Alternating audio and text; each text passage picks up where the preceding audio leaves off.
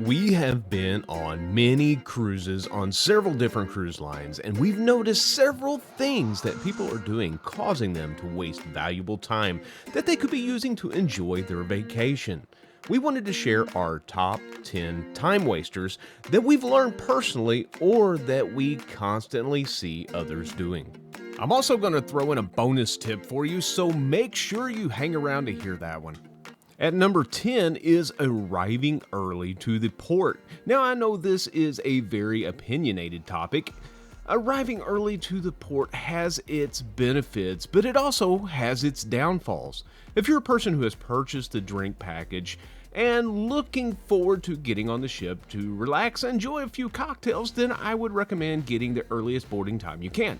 Just know, a lot of other people are also trying to get an early boarding time as well. So you could end up waiting in line. Also, the rooms typically are not ready until early afternoon, so you'll be dragging that carry-on around with you.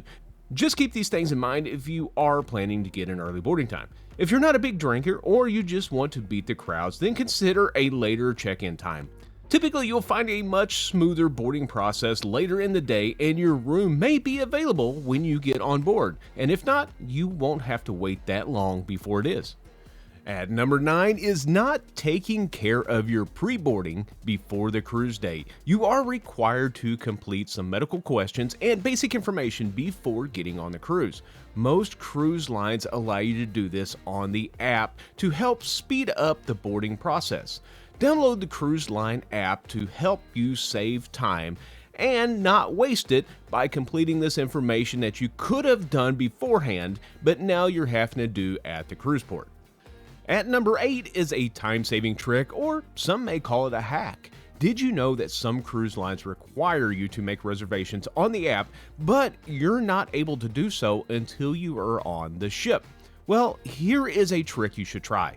When you get into the cruise terminal, try logging into the app. Sometimes the app will sense that you are there and treat it as if you're on the ship. Then you can make the reservations before actually boarding. This could save you time and help guarantee a spot at the show or the restaurant.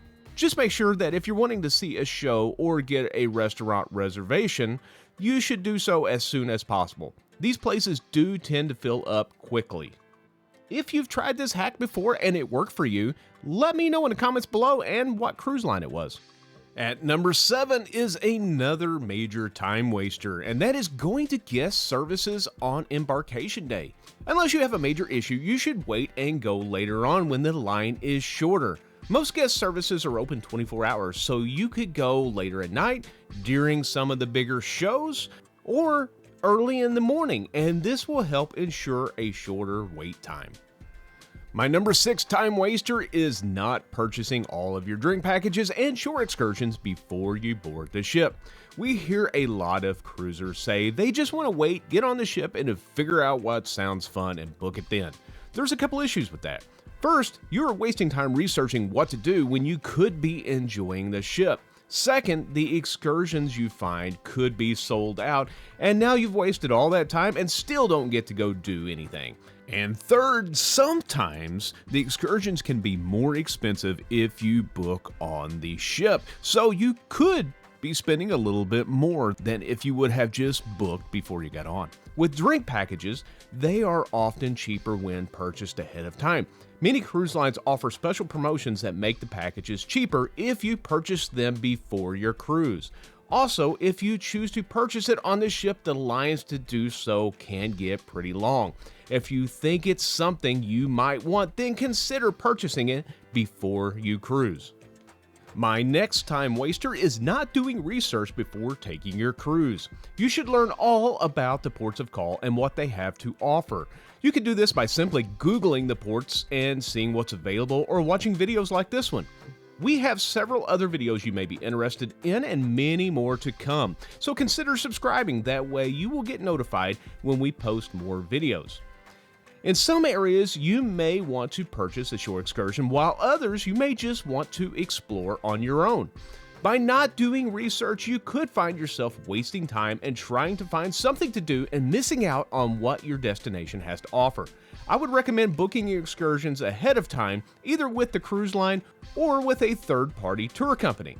Make sure that company is a reputable company and keep an eye on the tour times. You don't want to miss your cruise. A good travel advisor can assist you with booking these cruises and all the excursions so you don't have to stress. Here's a bonus tip for you though. Make sure to take screenshots or print your excursion information to take with you. Things do happen, and if you need that information, you may not have good internet to access it.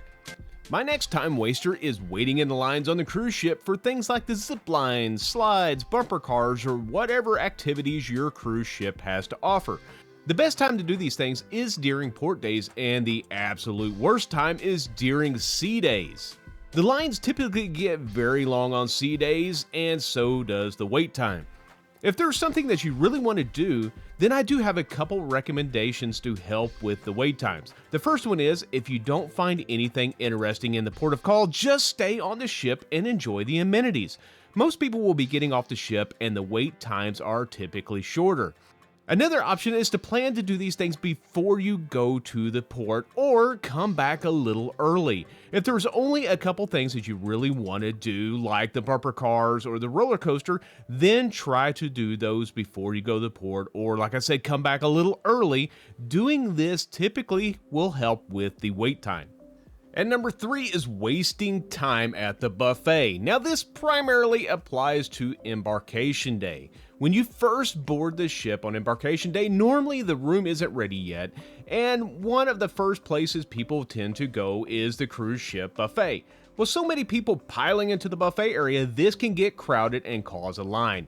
Many people don't realize that there are other places open, like the main dining room. Here you can go relax and enjoy a meal without the crowd. Often there are other restaurants open as well, so be sure to check your cruise app and find alternatives to the buffet if you don't want to stand in line or you just want to avoid the crowds. Okay, my number 2 time waster is not understanding the my time dining, which is also known as open dining, versus traditional dining. If you don't know when you'll be able to eat, or it's going to change drastically each day, then my time dining or open dining is probably the best option. Now, just understand, with my time dining, that means that you don't have a set dining time. You can show up whenever you want during the normal dining hours. However, everyone else with my time dining can also show up whenever they want during these hours, and it could be at the same time that you did. There is a chance that you may have to wait for a table, and that can be frustrating if you didn't understand how my time dining works. With traditional dining, you're given a time to be there. Normally you have the option to choose your dining time, and that is set, and all this varies depending on the cruise line. Typically, they have 2 or 3 different time slots that you're able to choose from, and that will be your dining time throughout your cruise. Now for my number 1 time saver. Consider adding a credit card to your cruise account. I know some don't like doing this, but we are talking about saving time, and this does save time. A lot of cruisers still use cash and apply a set amount to the room for onboard purchases. This is fine if that's how you prefer. However, it can cause you to waste unnecessary time. By adding a credit card to your account, it allows you the freedom to charge without having to maintain a cash balance on your account. It also allows you the ability to check out on the last day without going to guest services to close your account. This can save you time by not having to wait in line. Whether you're using cash or card, I do recommend keeping up with all of your charges by viewing them on the cruise app or on your stateroom TV. We've had a couple instances where we were double charged or got charged for someone else's purchase. It is rare, but it does happen, so just keep an eye on that. So here is my bonus tip. Book an excursion on debarkation day. Now, cruise lines are in a hurry to get all the passengers off the ship so they can clean and prepare for the next cruisers. If you flew in and you don't have an early flight, you could find yourself wasting time sitting at the airport. Most cruise lines offer excursions in the debarkation port areas and will guarantee that you make it to the airport before your flight. Consider booking one of these to kill a little extra time instead of wasting it at the airport. So these are some tips that we've learned on the mini cruises that we've taken, and I hope that you found this video useful. And if you did, please consider subscribing. Thank you so much for watching, and we will see you on the next adventure.